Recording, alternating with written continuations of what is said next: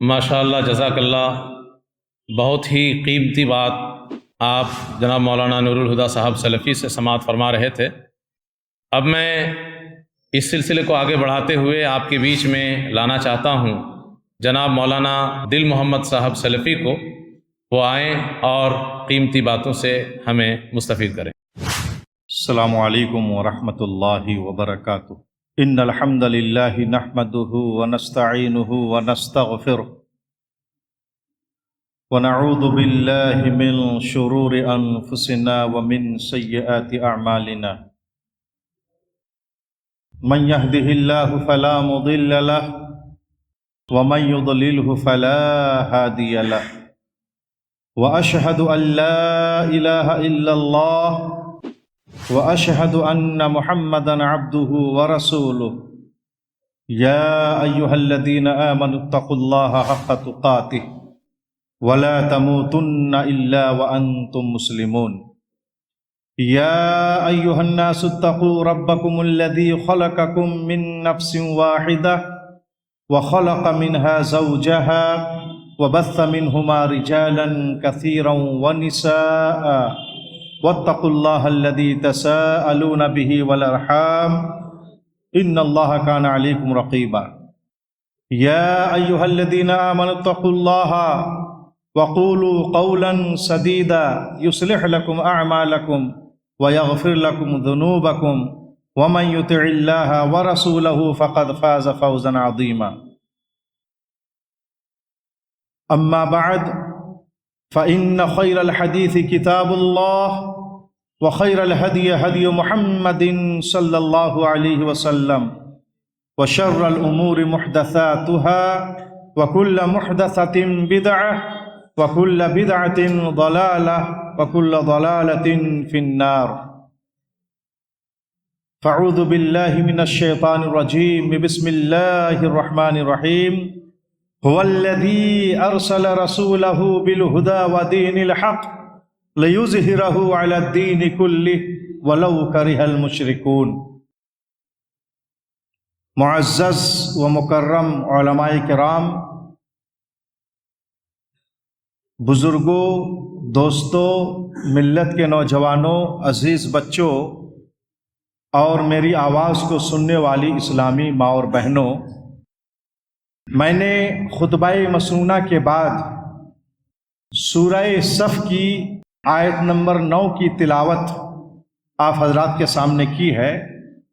اسی آیت کریمہ کی روشنی میں چند مفید باتیں آپ حضرات کے درمیان، آپ حضرات کے سامنے اس امید کے ساتھ رکھنے کی کوشش کر رہا ہوں کہ آپ سبھی حضرات بغور سنیں گے اور سننے سے زیادہ اس پر عمل کرنے کی ہر ممکن کوشش کریں گے۔ اللہ تبارک و تعالیٰ نے ارشاد فرمایا، هو الذی ارسل رسولہ بالہدی ودین الحق لیظہرہ علی الدین کلہ ولو کرہ المشرکون۔ معزز سامعین، اس آیت کو آپ سمجھنے کی کوشش کریں۔ بڑے ہی مختصر انداز میں اس آیت میں جو باتیں اللہ تعالیٰ نے بیان فرمائی ہیں، نصیحت کی، عبرت کی، ہدایت کی، میں آپ کو بتلا رہا ہوں۔ آپ اس کو سنیں غور سے اور سمجھنے کی کوشش کریں اور اس پر عمل کرنے کی کوشش کریں۔ اللہ تعالیٰ ہمیں اور آپ کو کتاب و سنت کو سمجھنے کی، سمجھانے کی، سننے کی، سنانے کی اور اس پر عمل کرنے کی توفیق عنایت فرمائے۔ اللہ تبارک و تعالیٰ نے فرمایا، هو الذی ارسل رسولہ بالہدی ودین الحق۔ وہی اللہ تبارک و تعالیٰ کی ذات ہے جس نے اپنے رسول جناب محمد الرسول اللہ صلی اللہ علیہ وسلم کو ہدایت اور دین حق یعنی دین اسلام دے کر کے بھیجا، لیظہرہ علی الدین کلہ، تاکہ وہ اس دین اسلام کو، دین برحق کو دنیا کے تمام ادیان و مذاہب پر غالب کر دے، ولو کرہ المشرکون، دین اسلام کے اس ظہور و غلبہ کو، دین اسلام کی اس فوقیت و برتری کو خواہ مشرکین اور مخالفین اسلام ناپسند ہی کیوں نہ کریں۔ یہ آیت کا ترجمہ ہوا۔ ایک ایک طرف سے آیت کو سمجھیے. اللہ تعالیٰ ہمیں اس آیت میں کیا تعلیم دے رہا ہے اس کو آپ دیکھیں. هو الذی ارسل رسولہ، اس آیت کریمہ کا یہ پہلا حصہ ہے. هو الذی ارسل رسولہ، وہی اللہ کی ذات ہے جس نے اپنے رسول جناب محمد الرسول اللہ صلی اللہ علیہ وسلم کو دنیا میں مبعوث فرمایا، رسالت و نبوت عطا کر کے. آیت کا یہ حصہ ہمیں بتلا رہا ہے کہ محمد صلی اللہ علیہ وسلم کو جو ہم رسول مانتے ہیں اور نبی تسلیم کرتے ہیں، یہ رسالت و نبوت آپ علیہ الصلوۃ والسلام کو اللہ تبارک و تعالیٰ نے عطا فرمایا تھا. رسالت و نبوت کے مقام پر جو آپ علیہ الصلوۃ والسلام فائز تھے، یہ رسالت و نبوت اللہ تبارک و تعالیٰ کی طرف سے عطا کردہ تھی. ایسا نہیں تھا کہ آپ علیہ الصلوۃ والسلام کے ماننے والوں نے، مسلمانوں نے اپنی طرف سے رسالت و نبوت آپ علیہ الصلوۃ والسلام کو جو ہے دے دیا، جیسا کہ مقلدین اپنے ائمہ کو فرط محبت میں اور عقیدت میں افراد کرتے ہوئے وہ لوگ ان کو یعنی نبی جیسا مقام دے دیتے ہیں امامت اور پیشوائی میں.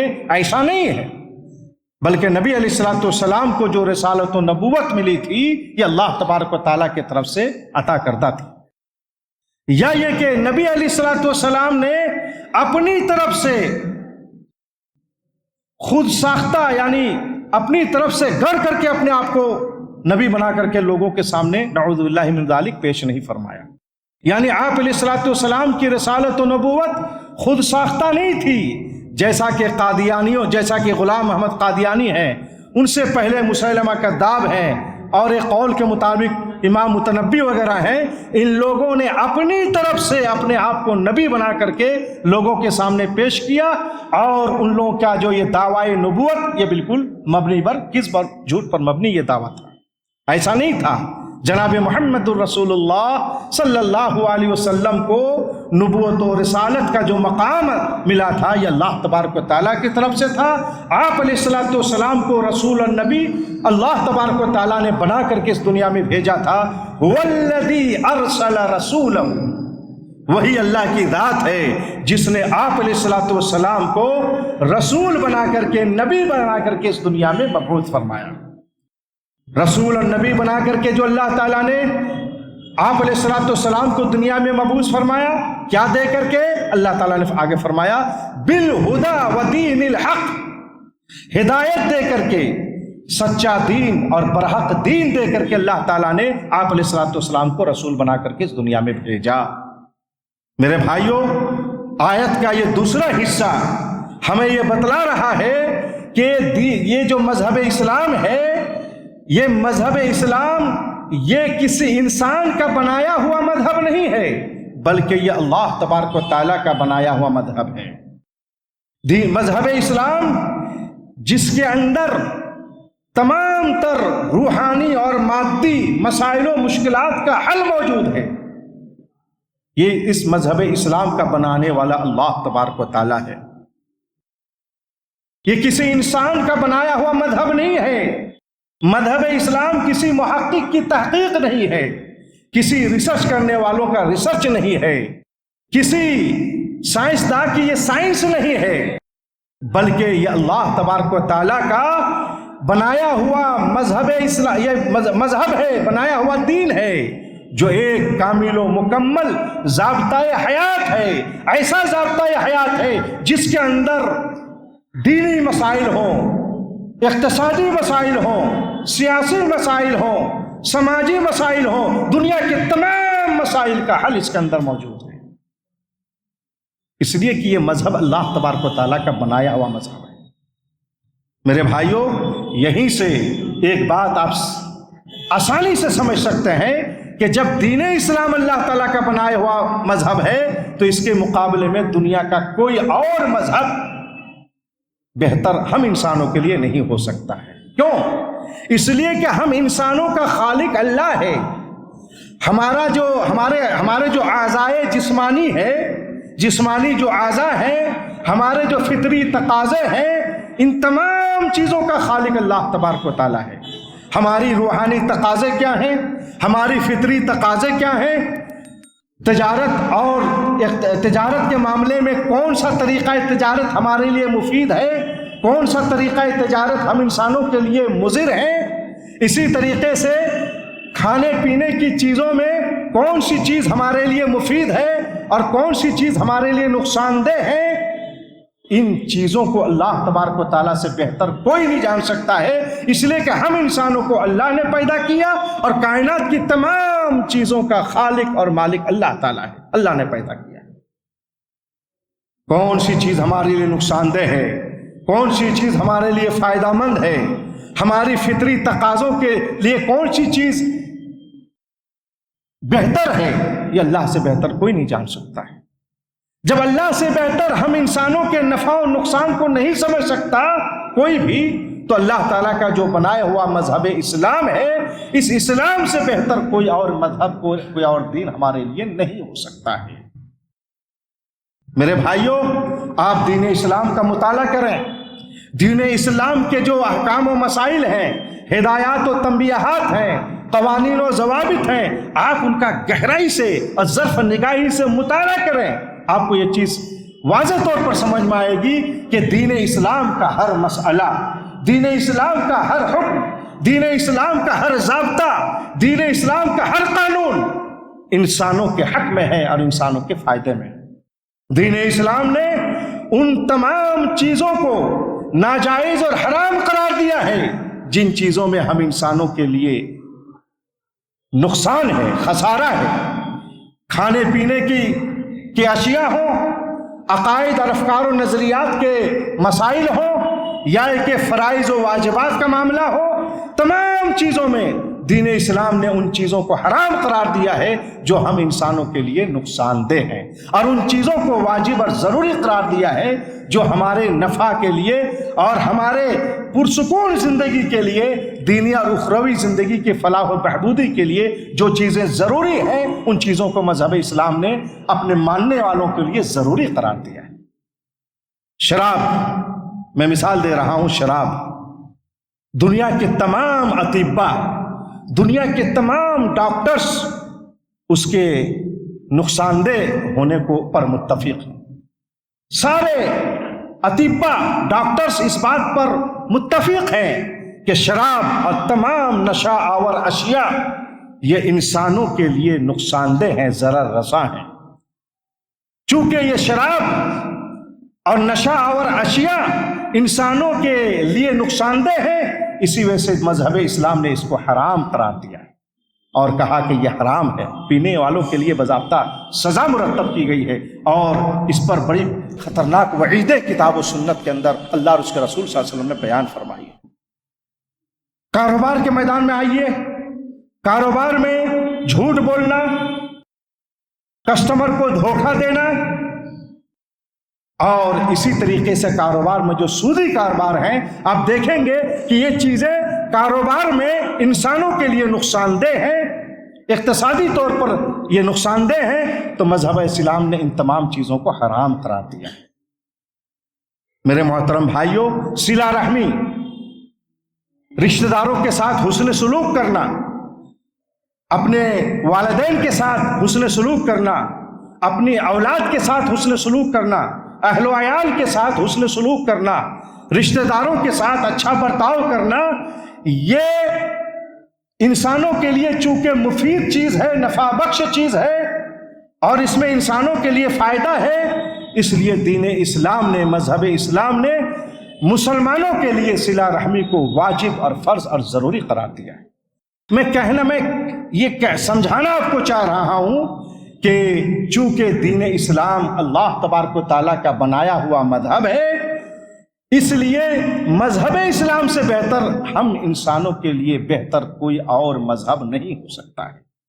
اسلام سے جو ممالک دور ہیں، اسلام سے جو افراد دور ہیں، بہت سارے ممالک ہیں جو اقتصادی طور پر بڑے مضبوط ملک مانے جاتے ہیں، سپر پاور کی حیثیت ان کو حاصل ہے، جنگی اعتبار سے اور دیگر اعتبار سے، یعنی سائنسی اور ٹیکنالوجی، جدید ٹیکنالوجی کے حساب سے بڑے مضبوط وہ ملک مانے جاتے ہیں، لیکن چونکہ ان کے پاس اسلام نہیں ہے اس لیے وہ پریشان ہیں، اقتصادیات کے معاملے میں پریشان ہیں، انہیں سکون کی زندگی نصیب نہیں ہے۔ کیوں؟ اس لیے کہ ان کے پاس اسلام نہیں ہے۔ جن ممالک میں اسلام ہے، جن ممالک میں اسلام کو جو ہے فالو کیا گیا ہے اور اسلامی جو احکام ہیں ان کو جہاں پر جن ممالک کے اندر نافذ کیے گئے ہیں اسلامی احکام کو، جس قدر اسلامی احکام وہاں پر نافذ ہیں، آپ وہاں پر دیکھیے گا کہ وہاں کے لوگوں کو اتنے ہی زیادہ پرسکون زندگی ملی ہوئی ہے۔ اقتصادی اعتبار سے وہ ممالک مضبوط ہوتے جا رہے ہیں اور اطمینان و سکون کی زندگی کے اعتبار سے وہ ممالک قابل رشک ہیں۔ میرے بھائیوں، دین اسلام کا مطالعہ ہم سبوں کو کرنا چاہیے۔ ہم مسلمان ہیں، ہم مومن ہیں، مسلمان کے گھر میں پیدا ہوئے مسلمان ہیں، لیکن اسلام کیا ہے؟ اسلام کی تعلیمات کیا ہے؟ کیا ہے؟ اسلام کی خصوصیات کیا ہیں؟ اس کو ہم جانتے نہیں ہیں۔ یہی وجہ ہے کہ آج مسلمان ہوتے ہوئے، مومن ہوتے ہوئے ہم اپنے ایمان میں، اپنے اسلام میں بڑے کچے ہیں اور غیر اسلامی افکار و نظریات سے آج بہت سارے مسلمان افراد متاثر ہیں اور اس کے طرف وہ مائل بھی نظر آ رہے ہیں۔ در حقیقت ان کا ایمان کمزور ہوتا ہے، ان کا اسلام کمزور ہوتا ہے، اسلامی تعلیمات سے ناواقفیت ان کے اندر ہوتی ہے اور اسلام کے جو محاسن ہیں، خوبیاں ہیں، امتیازی خصوصیات ہیں، وہ ان کو جانتے نہیں ہیں۔ اس کو جاننے کی ضرورت ہے، اس کو جاننے کی ضرورت ہے اور جانے بغیر میرے بھائیوں اپنے آپ کو پکا سچا مسلمان ہمیں اپنے آپ کو نہیں کرنا چاہیے۔ آج دہشت گردی کے معاملے میں، آج کاروبار کے معاملے میں دنیا پریشان ہے، وہ اس پریشانی کا حل ادھر ادھر تلاشتے ہیں جبکہ اسلام کے اندر اس کا حل موجود ہے۔ جی بتائیے کہ مذہب اسلام سے بہتر اور کوئی مذہب دنیا میں ہو سکتا ہے ہم انسانوں کے لیے؟ نہیں ہو سکتا ہے۔ جب نہیں ہو سکتا ہے تو اس اسلام کو پوری دنیا میں نافذ ہونا چاہیے، دنیا کے تمام ادیان و مذاہب پر اس اسلام کو ظہور و غلبہ ملنا چاہیے۔ اللہ تعالیٰ نے آخر میں فرمایا اس آیت کے اندر کہ لِيُظْهِرَهُ عَلَى الدِّينِ كُلِّهِ، کہ میں نے محمد صلی اللہ علیہ وسلم کو دین حق اور ہدایت یعنی دین اسلام کو دے کر کے دنیا میں اس لیے مبعوث کیا، اس لیے بھیجا تاکہ وہ اس دین اسلام کو دنیا کے تمام ادیان و مذاہب پر غالب کر دے اور اس کو فائق کر دے۔ اب غور کیجئے، جب دنیا میں اسلام آیا تھا غربت کی حالت میں اسلام تھا، بہت کم لوگ اسلام کے ماننے والے تھے۔ یہ اسلام کی صداقت و سچائی کی بہت بڑی دلیل ہے کہ اسلام جب سے آیا ہے اسلام پھیلتا گیا ہے، اسلام کا دائرہ وسیع سے وسیع تر ہوتا گیا ہے۔ جہاں اسلام کو جس قدر دبانے کی کوشش کی گئی، تاریخ گواہ ہے وہاں پر اسلام کو اتنے ہی فروغ ملا ہے۔ جہاں پر اسلام کے خلاف جتنے پروپیگنڈے کیے گئے ہیں وہاں پر اسلام کو اتنی ہی زیادہ تقویت ملی ہے اور وہاں پر اسلام کے ماننے والوں کی تعداد وہاں پر اتنی ہی زیادہ بڑھی ہے۔ تو میرے بھائیوں، یہ دین اسلام کی بہت بڑی خوبی ہے۔ یہ جو دین اسلام کے ظہور و غلبہ کی ایک قسم کی خوشخبری جو اس آیت کریمہ میں بیان کی گئی ہے کہ دین اسلام کو ظہور و غلبہ ملے گا، دنیا کے تمام ادیان و مذاہب پر فوقیت ملے گی اور ان کو بلندی ملے گی، یہ ایک حساب سے بہت بڑی خوشخبری ہے۔ اور اس سلسلے میں احادیث موجود ہیں کہ ایک وقت آئے گا کہ دنیا میں صرف اسلام ہی اسلام ہوگا۔ میرے بھائیوں، یہ جو دین اسلام کا ظہور و غلبہ ہے کس اعتبار سے ہے؟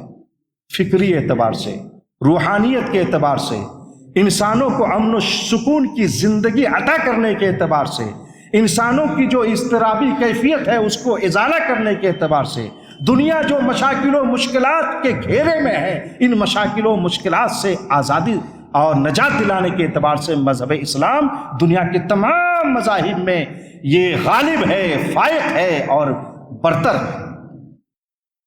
مختصر وقت میں بہت مفصل گفتگو نہیں کر سکتا، ایک ایک نظریہ دیکھیے۔ خواتین کے حقوق کو لے کر کے آپ صرف مطالعہ کیجئے، آپ کو پتہ چلے گا کہ خواتین کو اور عورتوں کو صنف نازک کو دین اسلام نے جتنا اونچا مقام دیا ہے دنیا کے کسی اور مذہب نے نہیں دیا۔ ایک بچی جب پیدا ہوتی ہے وہاں پر والدین کے لیے جنت، اگر صحیح تعلیم و تربیت دیا جائے تو ان کے لیے جنت کی خوشخبری سنائی گئی ہے۔ جب وہ شادی ہو جاتی ہے کہیں پر نیک بیوی بن کر کے رہتی ہیں تو انہیں پوری دنیا کی نعمتوں میں سب سے بہترین نعمت قرار دیا گیا ہے۔ اگر وہ ماں بن جاتی ہے تو ان کے قدموں کے نیچے جنت کی خوشخبری بیان کی گئی، جنت بتائی گئی ہے۔ عورتوں کا اتنا مقام ہے۔ آپ نکاح کو دیکھیے، نکاح کے تعلق سے نبی علیہ السلام نے فرمایا کہ جب ایک مسلمان نکاح کرتا ہے تو اس کا آدھا ایمان مکمل ہو جاتا ہے۔ آدھے ایمان کی تکمیل اسی صورت میں ہے جب انسان شادی کرے گا اور اپنی زوجیت میں ایک خاتون کو قبول کرے گا، اور زوجیت میں خاتون کو قبول کرنے کا مطلب یہ ہے کہ اس کی پوری زندگی کی ضروریات کو کھلانے پلانے، علاج و معالجہ کرنے، پہنانے اڑانے، تمام ذمہ داریوں پہ جب انسان قبول کر لیتا ہے ایک مسلمان زوجیت کے ذریعے سے ایک خاتون کی ضروریات کو، تب جا کر کے کہا جاتا ہے کہ ان کا آدھا ایمان مکمل ہوتا ہے۔ میرے بھائیوں، اصل میں دین اسلام ہر ناحیے سے اگر آپ دیکھیں گے تو تمام ادیان و مذاہب پر غالب ہے، فائق ہے۔ اس کو سمجھنے کی ضرورت ہے کہ دین اسلام کیوں فائق ہے، کیوں غالب ہے، ظہور و غلبہ کی خوشخبری کیوں اس آیت کے اندر سنائی گئی ہے، اس کو سمجھنے کی ضرورت ہے۔ اس کے لیے آپ کو قرآن کا، احادیث رسول کا صحیح طریقے سے مطالعہ کرنا ہوگا، اور اس کی جو باریکیاں ہیں ان کو آپ کو سمجھنی ہوگی، اور اسلامی شریعت کے جو احکام و مسائل ہیں ان کی مشروعیت کی جو حکمتیں ہیں ان حکمتوں کو آپ کو سمجھنا ہوگا، تب جا کر کے دین اسلام کی فوقیت اور ظہور و غلبہ کو آپ سمجھ سکیں گے۔ یہ جو مدارس اسلامیہ ہیں، یہ مدارس اسلامیہ اسی فریضے کو انجام دیتے ہیں۔ یہی فریضہ مدارس اسلامیہ میں انجام دیا جاتا ہے۔ مدارس اسلامیہ میں جو پڑھائی جاتی ہے قرآن و حدیث کی کتابیں، انہی باریکیوں کو وہاں پر سمجھائی جاتی ہے، انہی دین اسلام کے ظہور و غلبہ جو ہے، اس کی جو فوقیت ہے، اس کو سمجھائی جاتی ہے۔ یقین جانیں یہ جو مدارس اسلامیہ ہیں یہ دین اسلام کے مضبوط قلعے ہیں، یہ دین اسلام کے محافظ ہیں۔ مدارس اسلامیہ ہی کی مرہون منت ہے جو اس وقت اسلام کی جو تعلیمات جو عام ہو رہی ہیں، یہ مدارس اسلامی کی رہین منت ہے۔ مدارس اسلامیہ کی قدر و قیمت کو اور اس کی اہمیت و ضرورت کو آپ کو سمجھنا ہے، اور سمجھ کر کے آپ کو اس کی طرف توجہ دینا ہے۔ یہ وقت کی بہت بڑی ضرورت ہے، یہ وقت کی بہت بڑی ضرورت ہے۔ اس ضرورت کو آپ سمجھیں۔ جامعہ سلفیہ مرکزی دارالعلوم بنارس جو جماعت اہل حدیث کا مرکزی ادارہ ہے، جس ادارے کو ہمارے اسلاف نے، ہمارے بزرگوں نے قائم کیا ہے متفقہ طور پر، اس جامعہ سلفیہ بنارس کی خدمات جو ہیں ان کو آپ جانیے۔ وہاں کے فارغین جو 14 اور 15 کی تعداد میں آپ کے یہاں ہیں، جو دینی خدمات انجام دے رہے ہیں، آپ ان سے اس کو جان سکتے ہیں۔ آپ کی توجہ کی ضرورت ہے جامعہ سلفیہ بنارس کی طرف، توجہ خاص کی ضرورت ہے، اور وہاں کی جو خدمات ہیں اور وہاں کی جو تعلیمی تربیتی خدمات ہیں، انشاءاللہ آپ سماعت فرمائیں گے۔ ابھی ہمارے اس محفل کے جو روح رواں ہیں، وہاں کے محترم ناظم اعلیٰ فضیلت الشیخ مولانا عبداللہ سعود صاحب سلفی حفظہ اللہ تعالیٰ یہاں پر موجود ہیں، انشاءاللہ ان کی زبانی آپ سنیں گے۔ ابھی لاک ڈاؤن کے موقع پر ہندوستان کے تقریباً تمام مدارس میں تعلیم بند تھی، تعلیم موقوف تھی۔ میں سمجھتا ہوں کہ جامعہ سلفیہ بنارس ایک واحد ادارہ ہے جنہوں نے ہمت نہیں ہارا۔ وہاں کے ذمہ داران صرف اخبار پڑھنے پر اکتفا نہیں کیا، بلکہ تعلیم کو جاری رکھنے کے لیے وہاں پر آن لائن تعلیم کا ایک بہترین مستحکم اور مضبوط سسٹم پورٹل کے ذریعے سے وہاں پر شروع کیا، اور آن لائن تعلیم کے ذریعے سے وہاں کے طلبہ کو تعلیم سے جوڑے رکھا، اور ان کے تعلیمی سال کو محفوظ بچانے کے لیے جامعہ سلفیہ نے ایک کامیاب کوشش کی، بلکہ قابل تقلید کوشش کی جامعہ سلفیہ بنارس نے۔ یہ اس لیے میں نہیں کہہ رہا ہوں کہ میں وہاں کا ایک استاذ ہوں، بلکہ اس کی گواہی دنیا دے رہی ہے، علماء کرام دے رہے ہیں، ماہرین تعلیم اس کی گواہی دے رہے ہیں۔ جامعہ سلفیہ بنارس آپ کا مرکزی ادارہ ہے، آپ کا مرکزی ادارہ ہے، آپ کی توجہ خاص کی اس ضرورت ہے۔ میں سمجھتا ہوں کہ جو میں کہنا چاہ رہا ہوں اس کو آپ لوگ سمجھ رہے ہیں۔ میں اپنی باتوں کو مزید طول نہ دیتے ہوئے انہی باتوں پر اپنے اس خطاب کو ختم کرتے ہوئے اللہ تبارک و تعالیٰ سے دعا کرتا ہوں کہ اے اللہ ہم تمام مسلمانوں کو کتاب و سنت کی بات سمجھنے کی، سمجھانے کی اور اس پر عمل کرنے کی توفیق عنایت فرما۔ والسلام علیکم ورحمۃ اللہ وبرکاتہ۔